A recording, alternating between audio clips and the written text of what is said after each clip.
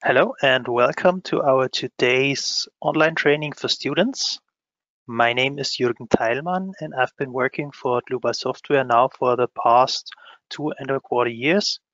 I work mainly in customer support, so I handle all kinds of questions from you, our customers.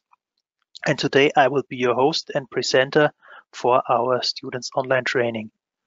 By my side is my dear colleague Rebecca. Rebecca, you have the field to introduce yourself. Yeah, hi, my name is Rebecca Göbe and I work at Dlubal software since 1 year now.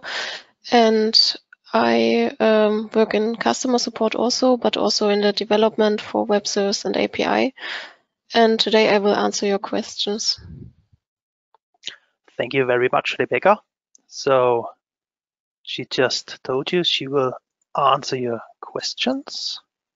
Now you can see our names here, and I will show you the go-to panel. And in order so you can see the full screen, we will deactivate our webcams now. So for today, we will be using our GoToWebinar platform. I guess you are used to this now. If you can't see the panel, there's an orange pointer. Just click on that and the panel should show up. You can do a sound check and adjust your audio settings. And if you have any questions, just go to the section for the questions, edit your question and send it, and Rebecca will answer you as quick and good as possible. So now for our today's agenda. You have now been watching already 5 different trainings in the series, and now we're in the final part in my favorite section, and that's the introduction to our timber design add-on. So what do we do today? I have 4 small examples for you prepared, and I will show you some, well, maybe news or not so news. So before we start, I have one call of action to you. And this is, I send you a question. Have you already carried out timber design using structural analysis software? I start the poll and you can just click yes or no.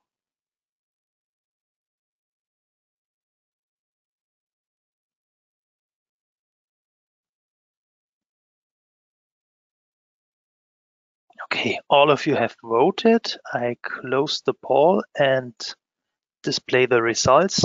So the majority of you already have used structural analysis software for carrying out timber design.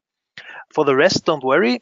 I give you the introduction to our timber design in RFEM, and maybe for the others who already have carried out this timber design using structural analysis software, maybe there's some differences to other softwares you might have used, or maybe you can still learn something new today. Good, I stop sharing the poll. Yeah, you should now see my PowerPoint again, and I switch to the RFEM. And I will start with a really simple model. I create a new one, and this will be a timber column for a stability check. Okay, I start with my project. I have a project on my PC called Introduction to Timber Design. This is where I want to save this model. And I call this number 1. Timber column. Okay, it will be a 3D model. And I need, since this is an introduction to the timber design, I need to activate the according add-on in the section add-ons. Next, I go to my standards, which are already set to Eurocode and the German National Annex. So now for timber design, there's something special. You need the standard group in Eurocode EN 1990 to set this to timber.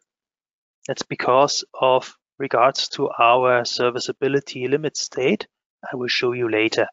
And we leave it without any national annex because this is an international training. I change the other standards to CEN as well. Okay, that's all we need right now in our model base data. So I create this file.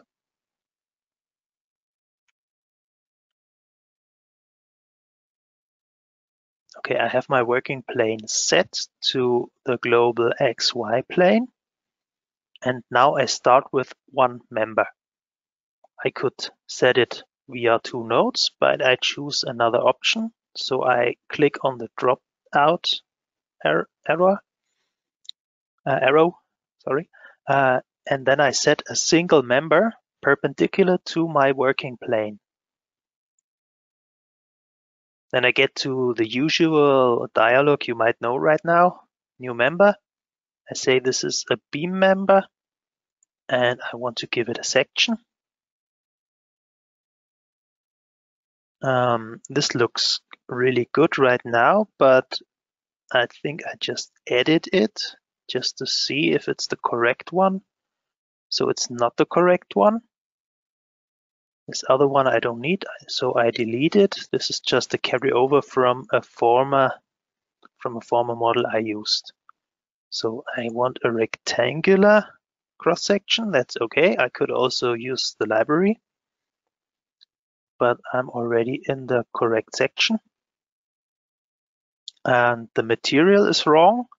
I just change that as well with the dialog edit. Delete the one I don't need. And then I go to my material library, go to the region, European Union, material type timber. And then I want softwood, C, and use the C24.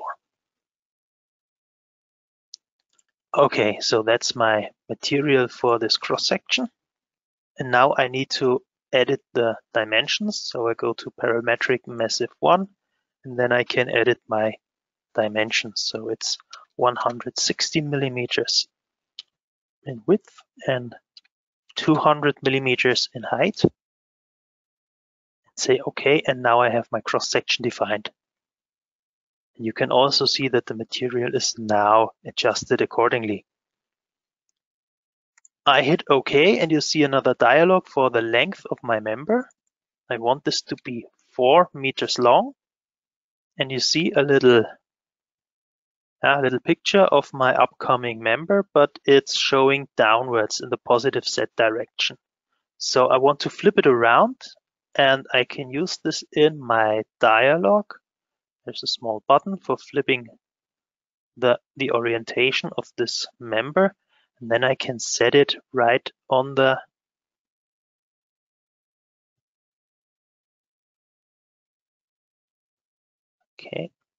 I can set it right on the node where I wanted it to be, but somehow there's a problem with my GoToWebinar. I just set it to another node. Usually I could set it on the origin point of the coordinate system, but this hasn't worked out the day before yesterday. I guess there's a difficulty regarding our GoToWebinar software. So this is usually, if you do this, this will work just fine. I just select this column again and use my favorite tool, move and copy. I measure my displacement vector. And now I can capture the origin point of my coordinate system. So this is where I wanted the column to be. Just a little hint. Okay, now we have the column and we need some nodal supports. So I go to new nodal support. This one is hinged. Okay, I edit it just to give it another support around, so rotational around the global axis. Go to OK, assign it to the bottom. I hit apply and stay within the dialog so I can add a new support, which is just rotational around the x-axis, not around the z-axis, and translational in x direction. So you have a small picture on the right-hand side to see how this will look in the rendering. I hit OK, assign it to the top node of my column, and hit OK. Good. Now we need a load case. You can see the self-weight load case is already activated. I just edit it using the button for editing.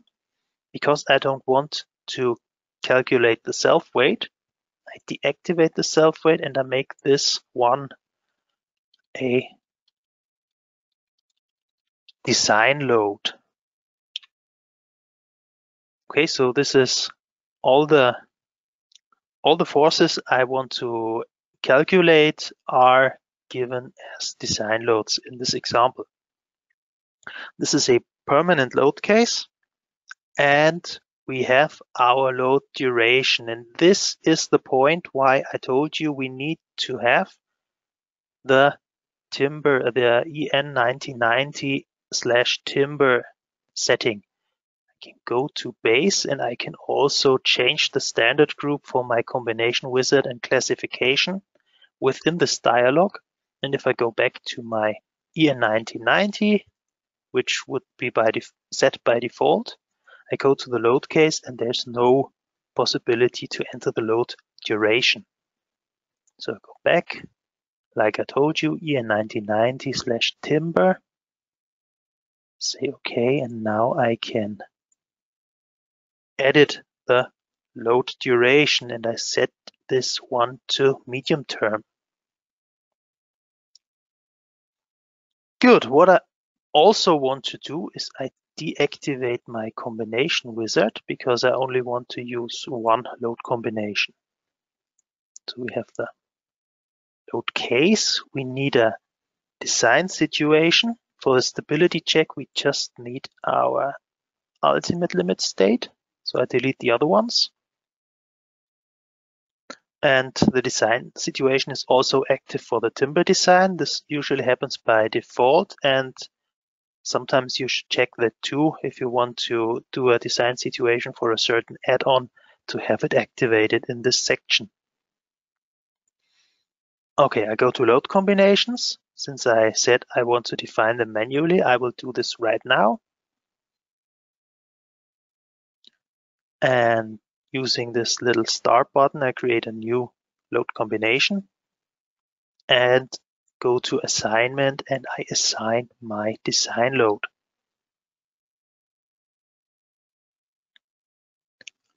Good, I say OK. Then I will define a nodal load.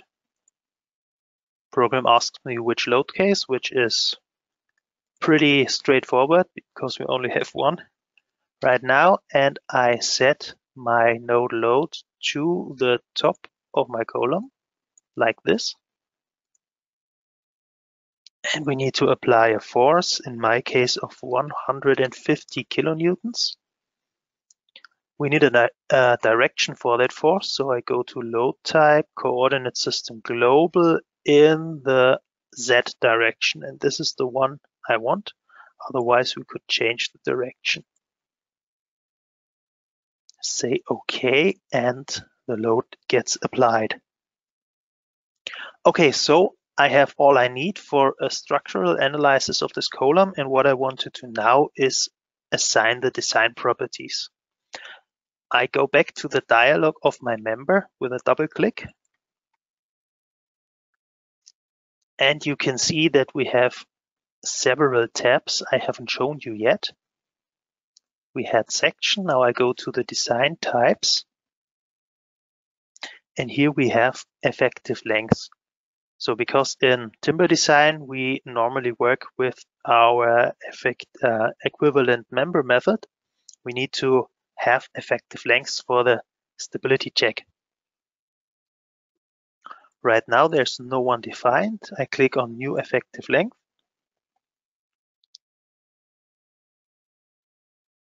and I can consider my effective lengths for several stability checks. I deactivate the lateral torsional buckling in my case because this is just a simple column and there would be no lateral torsional buckling. I wouldn't expect that to happen. You could have it activated, but in this case, I know this will only be prone to our compression and flexural buckling.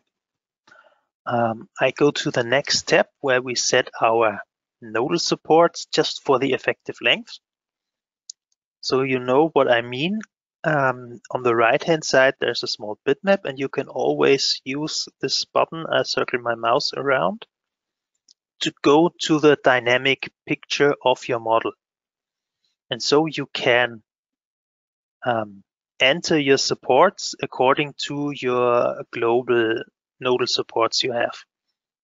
So on the bottom part, these two directions are supported. This is correct. However, on the top, there's only support in one direction. That's the global x-axis. And if I check with my local coordinate system, that's also the local z-axis. So that's the one supported, and the local y-axis is not supported. This is why I deactivate this here. Okay, down we have our effective length factor. I just leave this to 1 and say okay. Whoops, that's too quick. In the design types, we also have our service classes. Now, what does this mean? You can edit the service class and you get a small example picture explaining what are the service classes: dry, moist, wet. I leave it to service class 1, which is dry. And yep, that's all for this example. I can run the calculation using the drop-down in this calculate button and say, please calculate my timber design.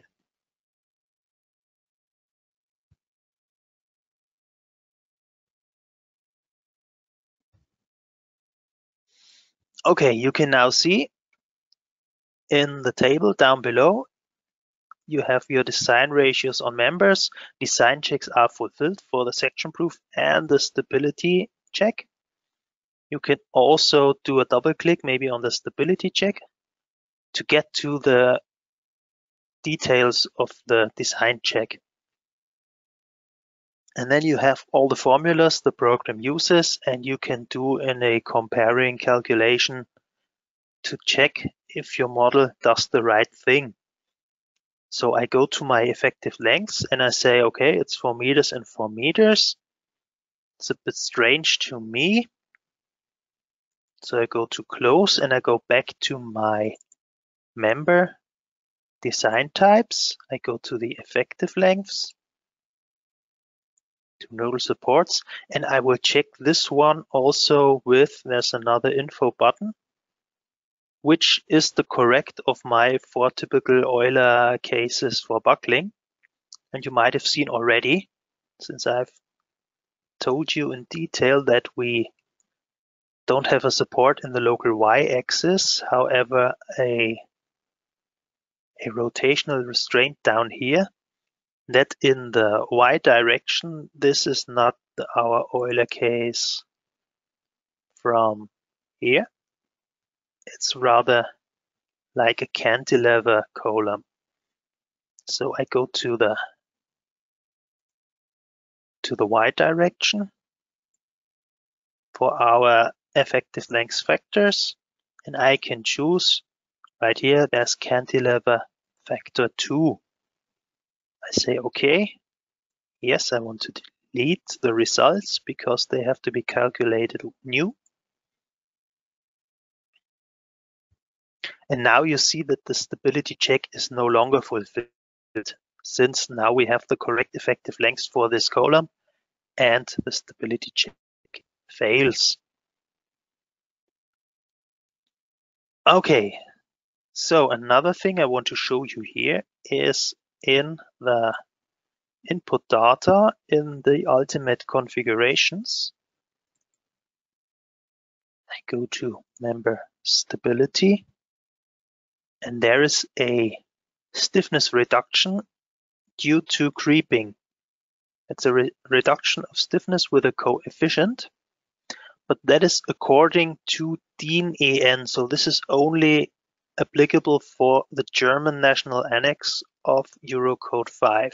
So if you don't work with the German national annex, you can forget this. But if you sometimes have to work with the German national annex, there's a text. This creeping is comes into effect when you have service classes 2 and 3.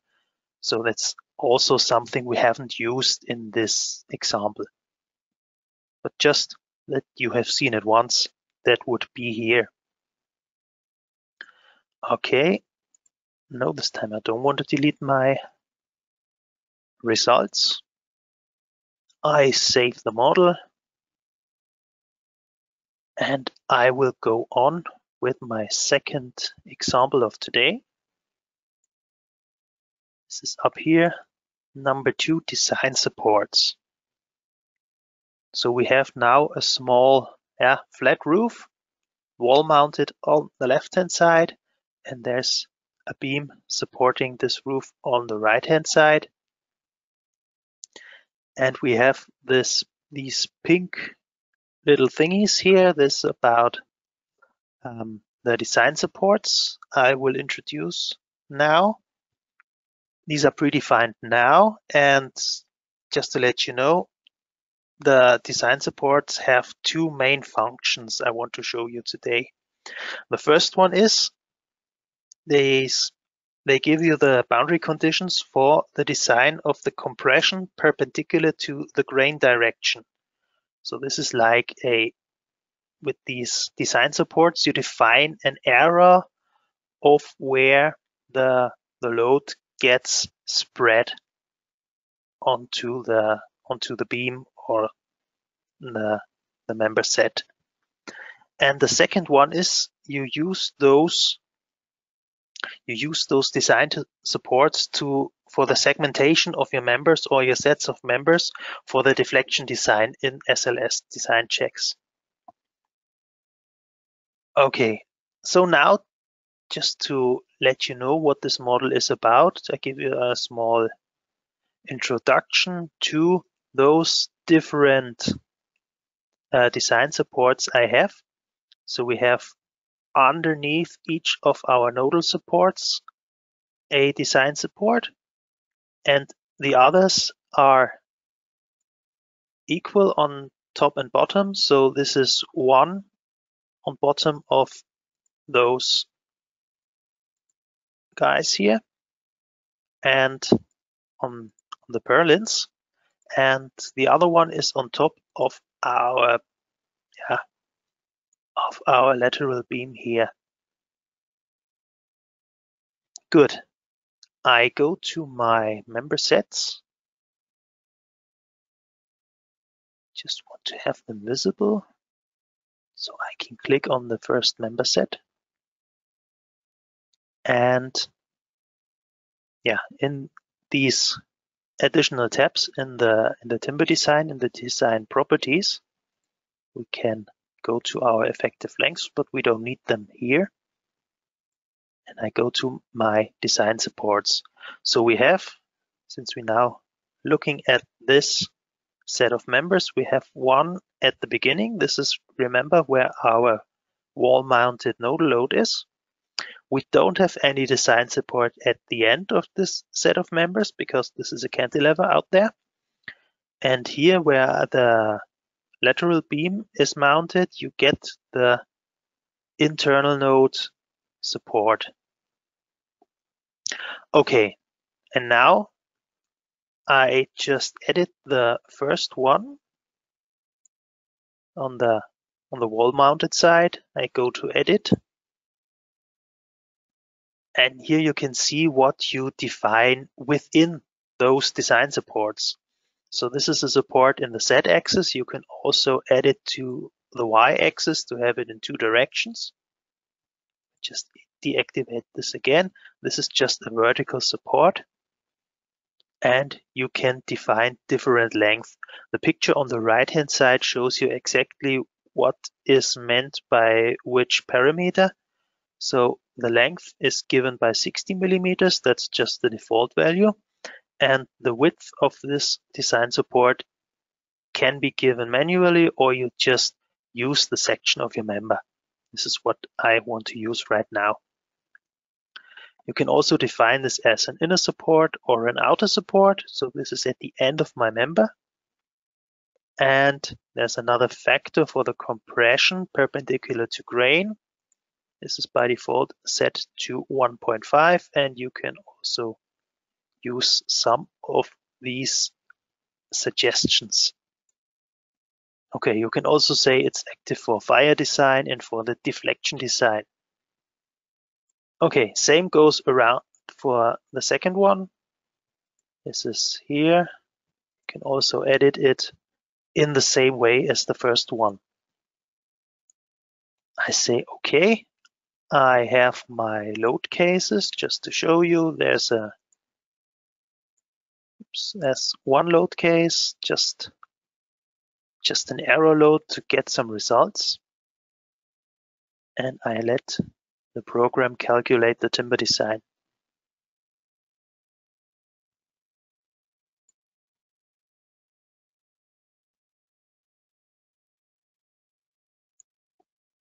Okay, so I go to my results, design ratios on member by member set.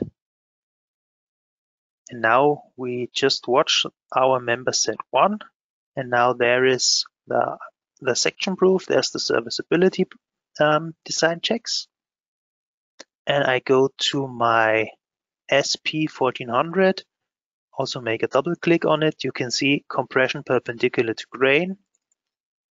We go to our details and you can see our design check on that. Somehow this is good. I would have expected it to be not fulfilled, so maybe there's something wrong with my input data.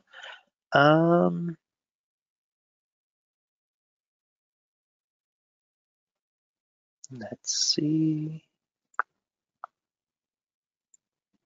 Oh yeah, it was the wrong member. So this is on the lateral beam.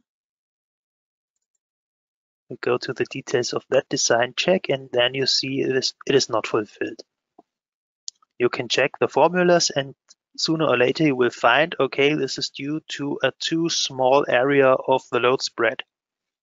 And this can be simply edited just by making this design support a bit wider. So I go to my types for timber design. Nope, sorry. It's on the types for members. I have my design supports. And this is my design support 1, where I showed you 60 millimeters. So I spread this load over 80 millimeters. Say okay, but you still have to remember this need to fit your actual construction. You cannot just say, okay, I make this bigger and don't in the reality. Then you calculate. And yeah, again, add member number 2, compression perpendicular to grain is now fulfilled and governing for this design check. And you can see due to this spread over wider area, we have a lower pressure on our grain, on our member.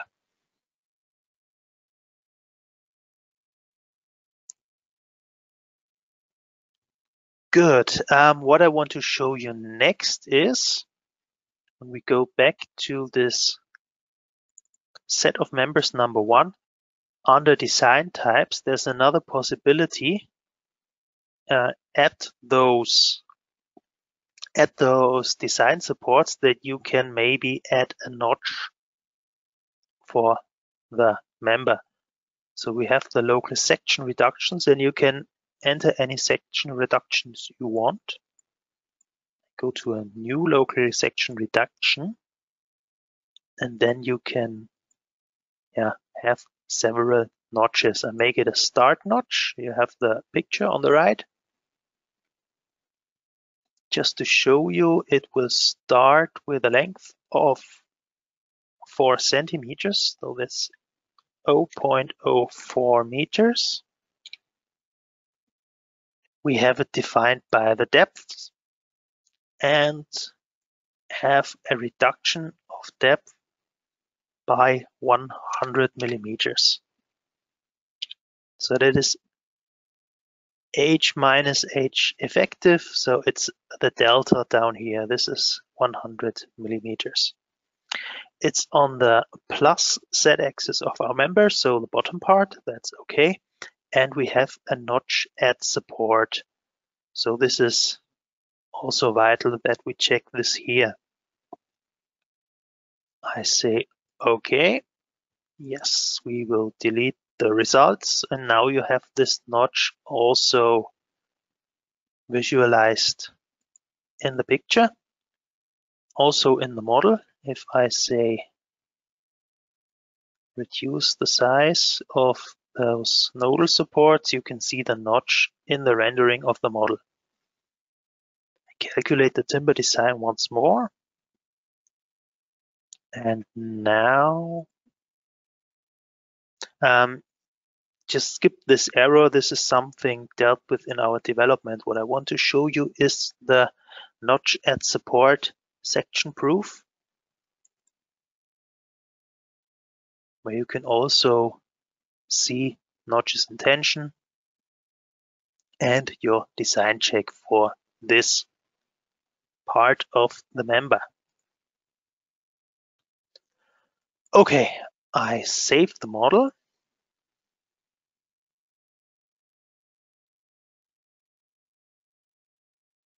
And now, after half an hour, I would say, Rebecca, are there any open questions right now? No, there are no open questions. Very good, very good. But now I have another question for you guys. And this is for the design supports. And I have a statement here. I just read it out and then I will send you the question. So the statement is, for the verification pressure perpendicular to grain direction, design supports must be defined. So are they a must or not? Is the statement true or not?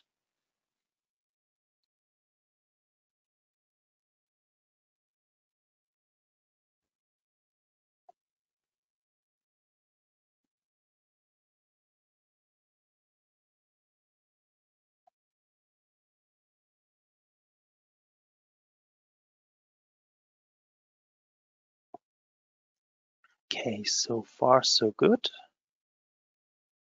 Majority have answered. I give another 3 seconds. 2, 1, and I close the question and send you the results. This is very, very good. It is true to have this design check. Pressure perpendicular to grain direction, you definitely need the design supports. Good. Let's go back to RFEM and to our third example of the day. This is just empty model with some base data in it. And now I will show you a dual pitch roof, modeled by one single member. Okay, I go to the bottom line just to have my working grid visible. I set it to the XZ plane, and I also want to have my origin of the axis system visible. So that's good. That's what I want. I will set a single member, just using the simple one. It will also be a beam. And now under section, I go not to distribution type uniform. You have those different kinds of tapered beams. Maybe you have used them before, maybe not. You can use a linear tapered beam, for example. And now for my saddle distribution, this is the ones I want to use, maybe such a fish belly distribution. If I go to the alignment, this can be eccentric or at the bottom, and that's the kind of saddle distribution I want to use.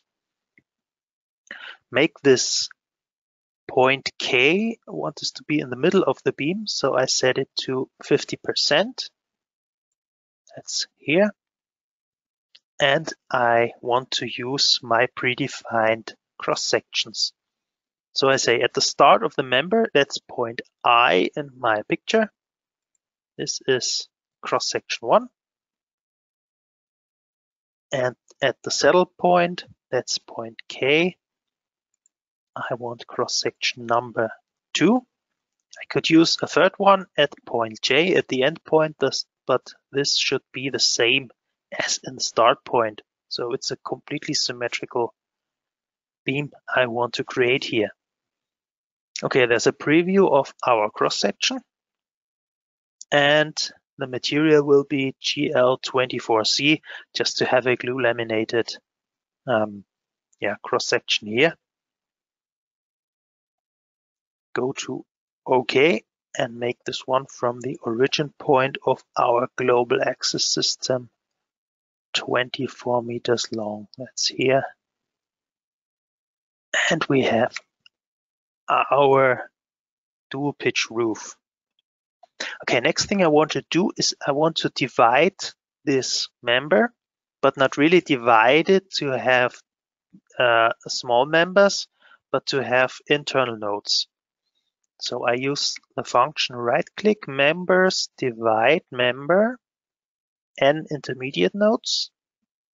I want 5 intermediate nodes, and down there's an option to create nodes of the type on member. I say OK, and you see these blue nodes. They are the intermediate nodes.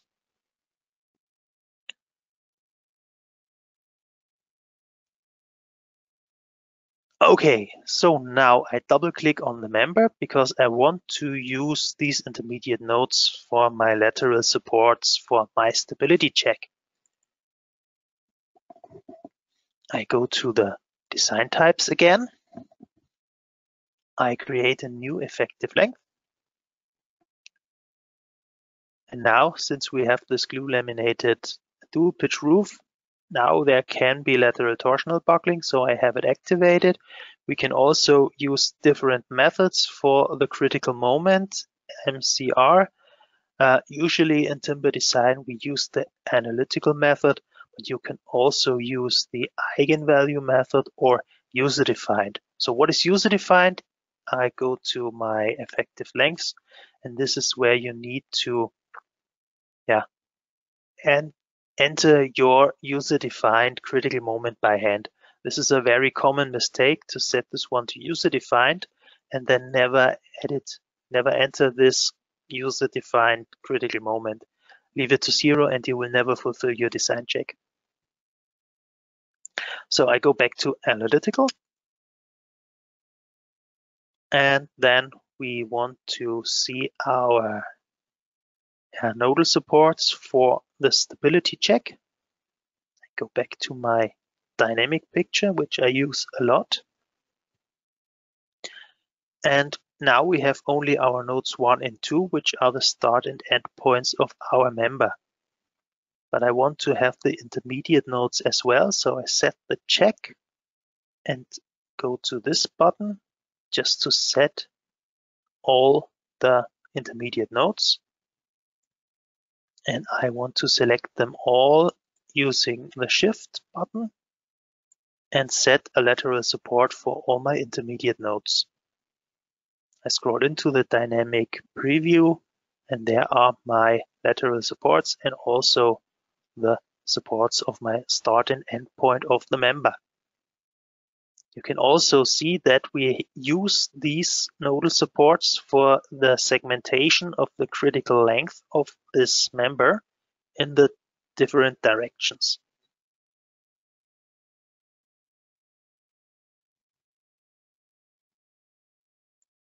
Okay, good.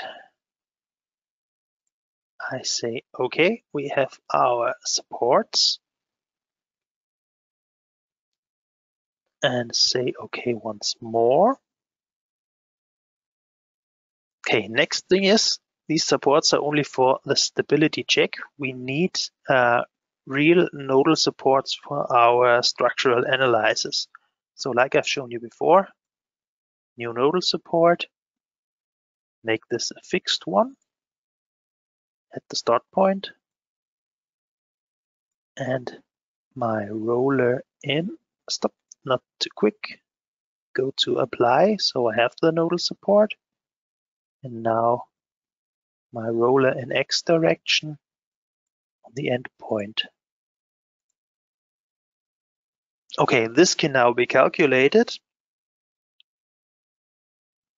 but at first I need some load cases. So I go to the top, I have load cases predefined, and I will have to enter some loads in these load cases. I go to a new member load, assign to member number 1, that's correct, and in the self-weight, I need 1.02 kilonewtons per meter. Go to the direction, global Z direction on true length. I'll apply it.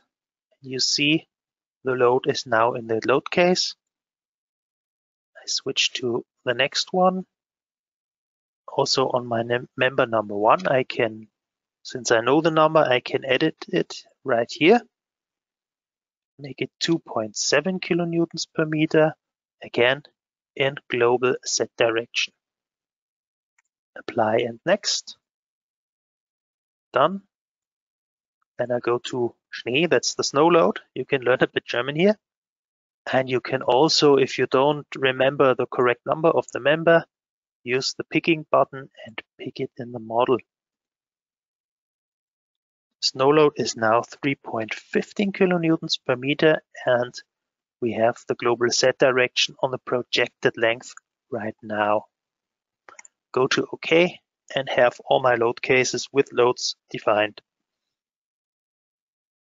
You can again calculate the timber design and get an error message. So what is this? Let's see, coordinates of nodes number 3 and 6 are the same or too close to each other. Okay, we can use the model check, but since I know this example very well, I know the cause of this problem, I say abort and go to table. And you see that the node number 3 and node number 6 are identical. So what happened here?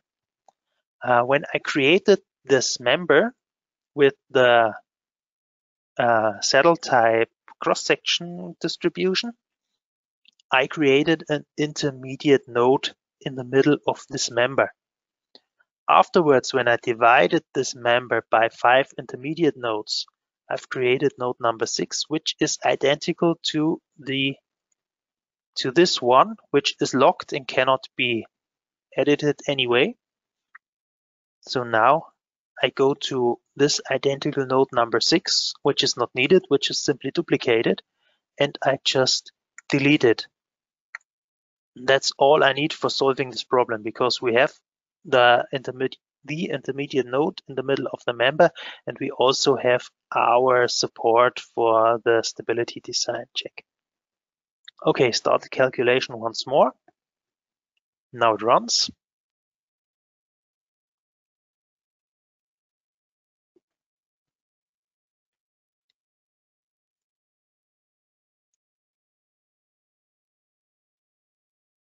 Yeah, and now we have our design checks in the timber design. You can see stability check, flexural buckling without compression. You can go to the details, check it, all fine.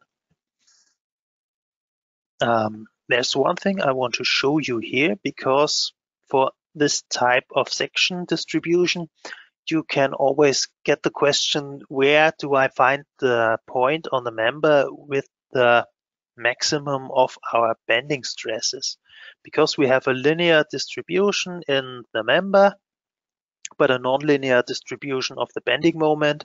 So where is the point of the highest bending stresses?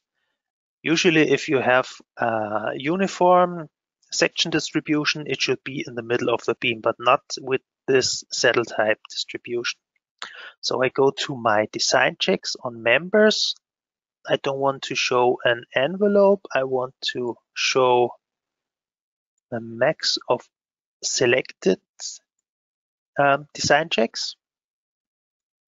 I leave out the shear in Z direction. Yeah, and you can see there's a point of the maximum for the bending stresses. I should say for the design checks for the bending stress.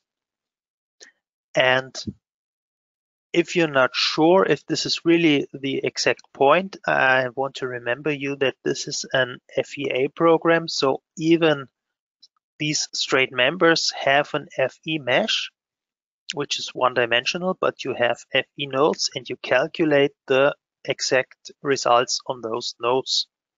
So what I do now is I go to calculate and set the mesh settings for members.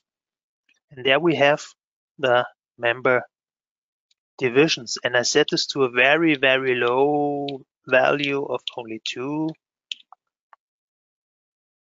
Say OK and calculate again, and you will see something strange happening.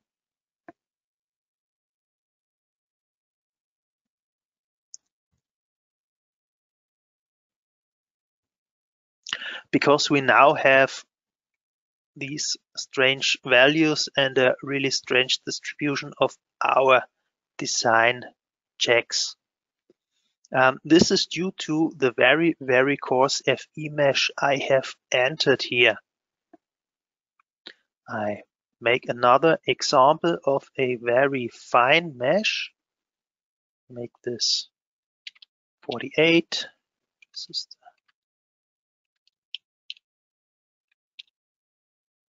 okay. This will now take a little bit longer to calculate, but not much.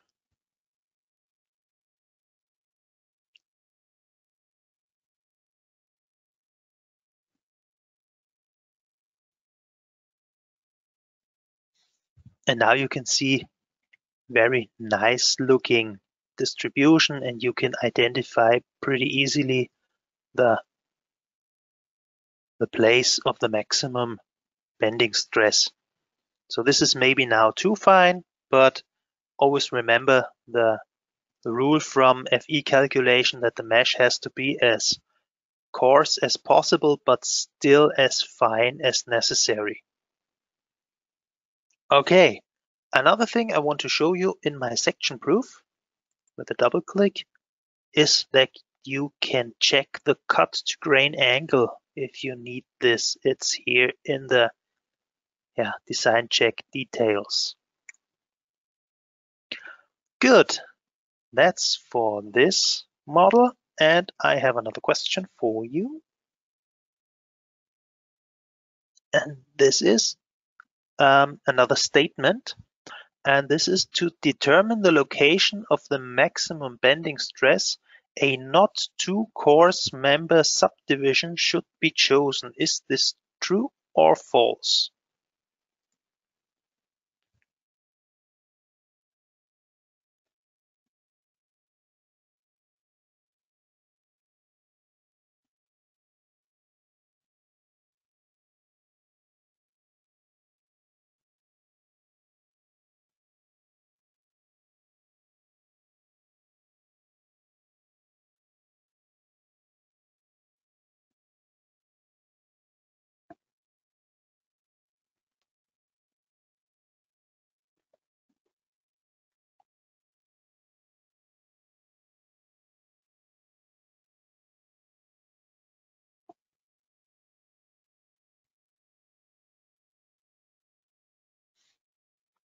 Okay, I give you another 5 seconds, but this shouldn't be too difficult.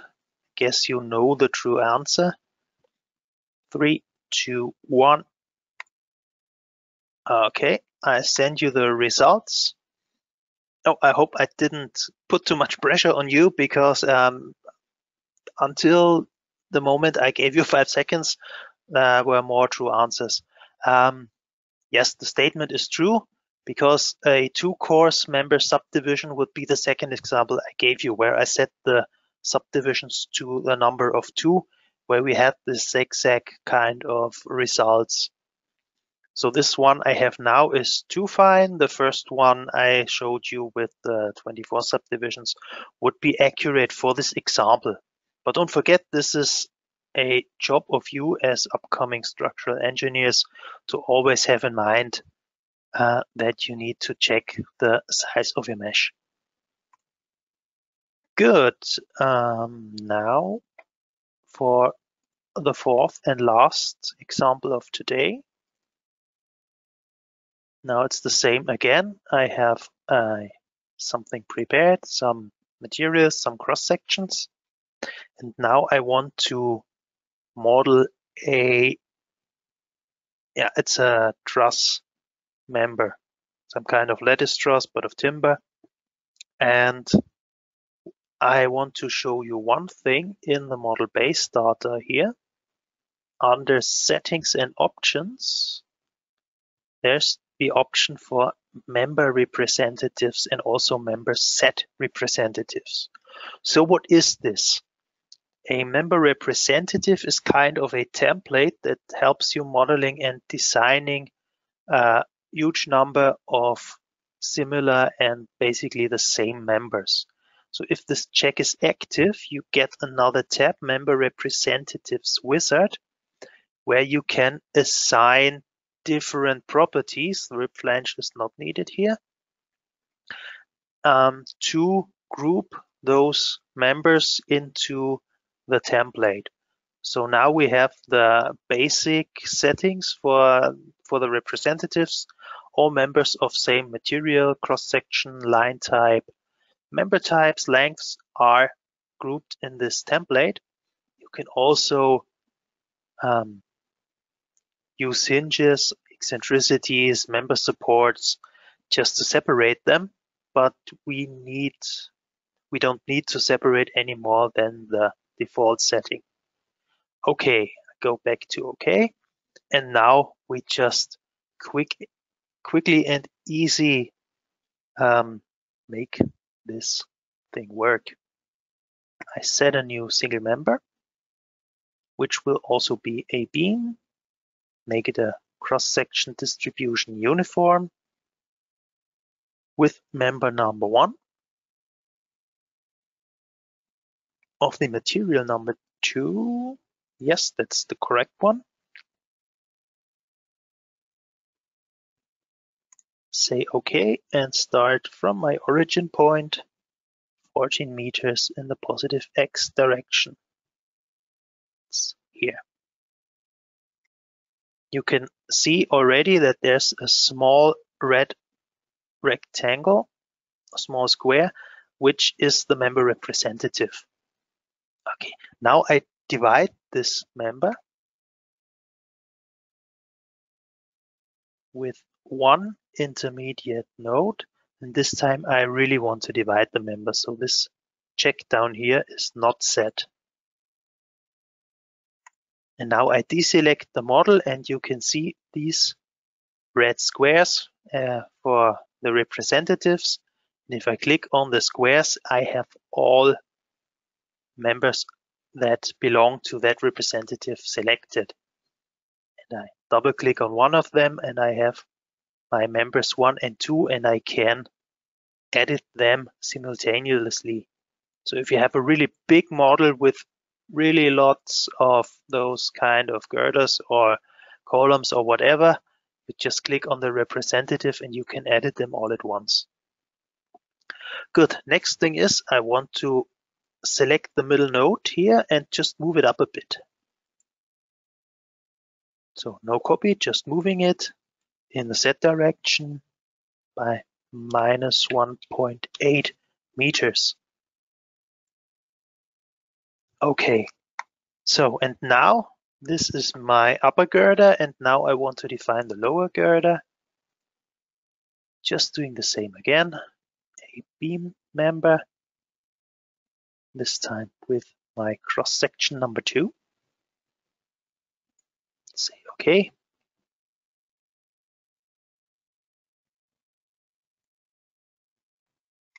Now I have this lower girder here. And since I want to have my upper girder as kind of a 3-hinge beam, 3-hinge train, I go to my first member, I activate the hinges and set this predefined hinge number 1 at the end of the member. Just so you can see what I have defined here, I go to edit hinge. You can see this is just a moment hinge. If you're a bit confused why these are grayed out, this is because I'm using a 2-dimensional model right now and not a 3D model. This is why we only have our 3 degrees of freedom for a 2D model. Say okay, I have the member hinge. And now I just divide all my members. So I draw a window over them. Go to members divide with this time 3 intermediate nodes and create those nodes of the type on member. Okay. This was wrong. I go back, undo. Just do the exercise again, right click, members, divide by member. And we want 2 intermediate nodes, not 3. Sorry, this was my mistake. Okay, good. Now I have my intermediate nodes here. And I need them just to fill up my truss with the intermediate members. I go to simple member once again. This time we need a member type truss. I just want to show you when we use truss only N that this member can only take normal forces. But in this example, I use the typical truss member we have, which is kind of a beam member with program internal moment hinges at start and beginning of the member. I go to section and use my predefined section number 3. It jumps to material number 1, which is correct, and say OK. And this is just a bit of quick clicking, being patient so I can catch all my nodes, don't miss any.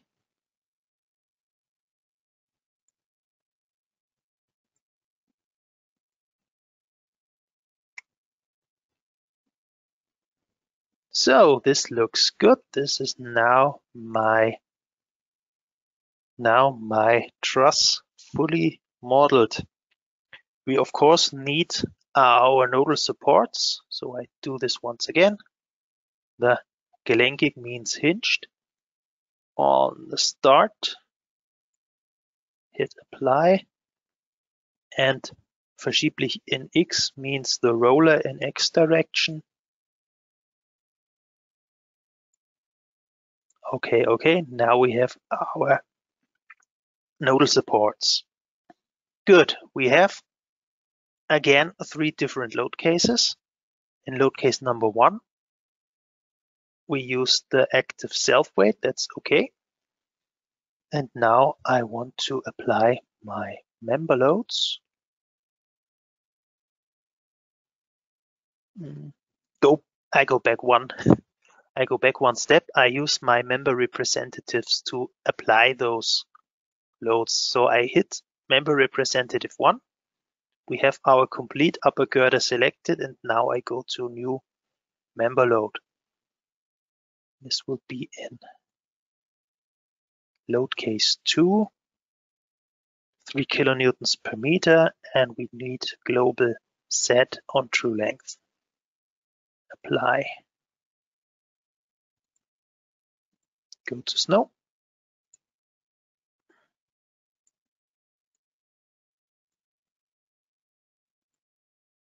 Then I say 3.5 kilonewtons per meter on projected length. Say OK.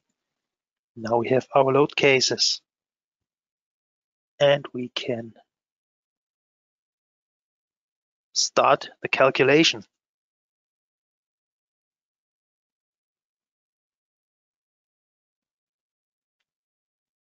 Oops, no, there was something I've forgotten. I have not yet entered my effective lengths. So the program reminds me, and also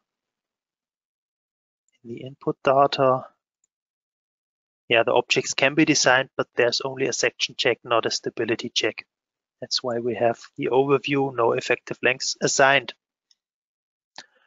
Okay, I will go back to my member representative number 1, double click on the member, and then I can edit my design type. Service class number 1 is correct.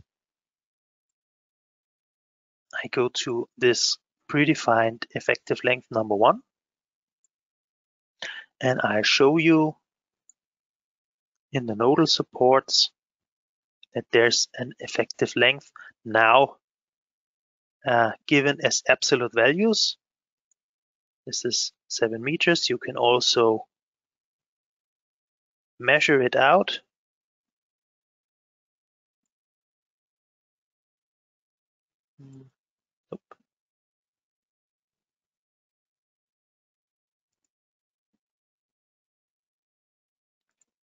And yeah, when you uncheck this, you have the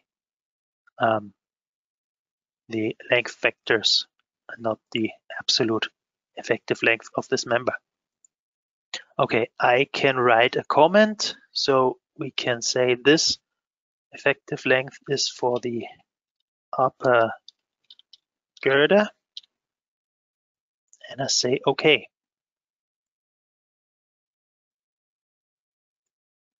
Next, I go to the lower girder, design types. This is now the second one, still called standard. This is why I edit it and call it lower girder. This is just a simple effective length factor of 1 I have here. Say OK. And OK. And now for the other remaining members, we can again use our representatives. Can select them from the navigated data, just performing a double click on one of those. Go to the design types, and now I say I edit the second one, copy it, just call it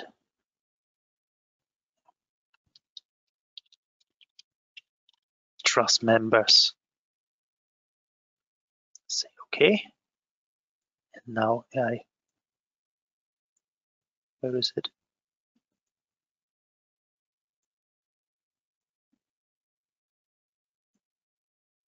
Okay, that's weird. I say cancel. I have saved it.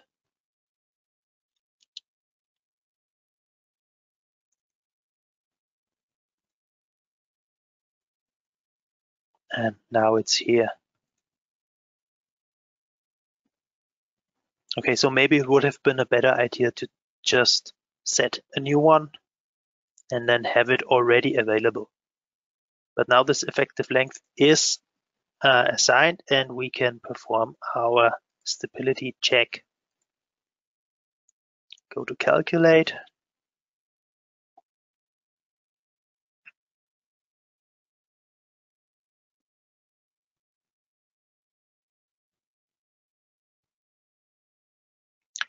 Okay, and now we can see that our stability checks are performed and fulfilled. Good.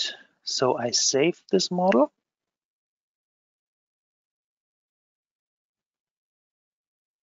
And I have another question for you, which will be the final one of today, just to see what are member representatives.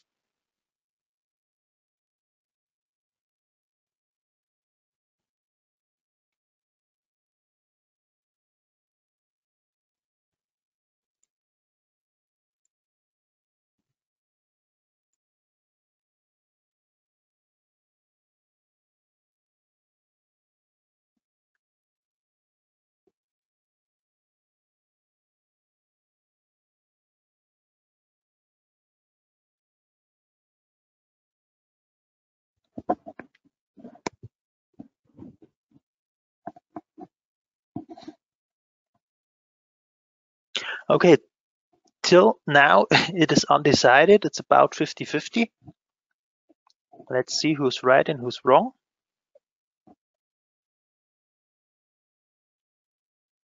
It's 40-60. I will close it in 3, 2, 1. Okay, and I share the results. And okay, so 40% of you say member templates with identical properties, and the other 60% say members grouped together like one single member. Okay, I will show you again in the model. When I go to the model base data, when I activated these representatives, you can see the consideration of the member properties for the template we use as a member representative. So the 40% of you were right. This is what representatives are. Now the other 60%, what you probably mean is a set of members. So I have 2 members right now for my upper girder. And what I could do is, if I select the representative number 1, make a double click on it and use these 2 members to create a member set. This is now a continuous member set. Say OK. And now I could use this member set in the timber design. So I go to apparent member set. Then I would have to adjust my critical lengths. And so on to treat the upper girder as a single member. But this is not what representatives are. This is a set of members. So that's a big difference. Please have this in mind. Okay, so that's all I have for today. Rebecca, are there any open questions? No, there are no open questions left. Wonderful, that's good. I just want to show you our website. Just pull this in so you can see it. I go to the English one. And if you have further questions, you can use our support. You can write us an email. There's a help button down there. When there's a colleague in the chat, you can ask them questions. And under support and learning, you find our frequently asked questions. You find our knowledge base articles to give you a lot of information and background on how to use the program. Okay, that's all. You have endured a long series of trainings, and I say you are fit now for using this in your studies and maybe on your thesis, upcoming master thesis, bachelor thesis, whatever. Say good luck with that. Good luck with your studies. Thank you very much for watching and have a good time and goodbye.